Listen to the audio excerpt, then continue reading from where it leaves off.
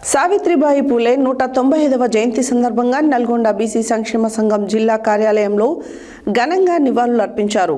BC సంక్షేమ సంఘం జాతీయ ఉపాధ్యక్షులు మిర్యాల యాదగిరి, బీసీ సంక్షేమ సంఘం జిల్లా అధ్యక్షుడు దుర్గు లక్ష్మీనారాయణ మాట్లాడుతూ 1831 జనవరి 3న జన్మించి 1840లో మహాత్మా జ్యోతిరావు పూలేని వివాహమాడి అప్పుడున్న రోజుల్లో మహిళలకు పూర్తిగా విద్య నిషేధించిన రోజుల్లో మహాత్మా జ్యోతిరావు పూలే స్త్రీలకు విద్య లేనిది ఈ సమాజంలో వెలుగు ఉండదని గ్రహించారు. సావిత్రిబాయి పూలే 195వ జయంతి సందర్భంగా నల్గొండ బీసీ సంక్షేమ సంఘం జిల్లా కార్యాలయంలో ఘనంగా నివాళులర్పించారు. బీసీ సంక్షేమ సంఘం జాతీయ ఉపాధ్యక్షులు మిర్యాల యాదగిరి, బీసీ సంక్షేమ సంఘం జిల్లా అధ్యక్షుడు దుడుకు లక్ష్మీనారాయణ మాట్లాడుతూ 1831 జనవరి 3వ తారీఖున జన్మించి 1840లో మహాత్మా జ్యోతిరావు పూలేని వివాహమాడి అప్పుడున్న రోజుల్లో మహిళలకు పూర్తిగా విద్య నిషేధించిన రోజుల్లో మహాత్మా జ్యోతిరావు పూలే స్త్రీలకు విద్య లేనిది ఈ సమాజం వెలుగులో ఉండదని గ్రహించి తన భార్య అయినటువంటి సావిత్రిబాయి పూలేకు విద్యను నేర్పించడం జరిగింది. అంతేకాకుండా విద్యార్థులకు కూడా నేర్పించి 50 పాఠశాలలు నెలకొల్పి మహిళలకు విద్యాబుద్ధులు నేర్పించినటువంటి మొట్టమొదటి భారతదేశ మహిళా ఉపాధ్యాయురాలు సావిత్రిబాయి పూలే అని తెలిపారు. తెలంగాణ రాష్ట్ర ప్రభుత్వం సావిత్రిబాయి పూలే జయంతిని అధికారికంగా చేయడంతో నల్గొండ బీసీ సంక్షేమ సంఘం హర్షం వ్యక్తం చేయడం జరిగింది. ఇప్పటికైనా బడుగు బలహీన వర్గాలకు న్యాయం చేయాలని విజ్ఞప్తి చేశారు.